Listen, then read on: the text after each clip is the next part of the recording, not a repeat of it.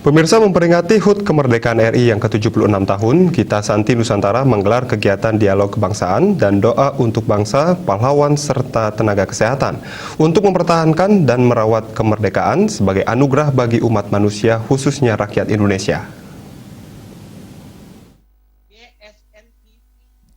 Proklamasi kemerdekaan yang dikumandangkan oleh Bung Karno dan Bung Hatta 76 tahun lalu adalah anugerah tak terhingga dari Tuhan Yang Maha Esa atas perjuangan dan tumpah darah para pahlawan nasional Indonesia dengan gigih memperjuangkan kemerdekaan Republik Indonesia.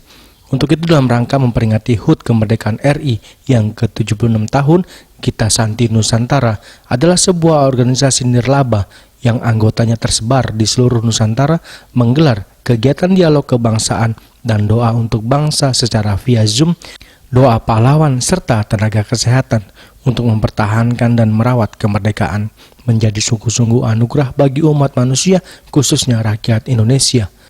Tujuan dialog dan doa untuk bangsa mendorong generasi muda penerus bangsa agar memandang kemerdekaan sebagai narasi-narasi aktif dan interaktif, sehingga kemerdekaan memiliki gairah mempertajam hati nuraninya dan sekaligus mempertahankan kemerdekaan Republik Indonesia.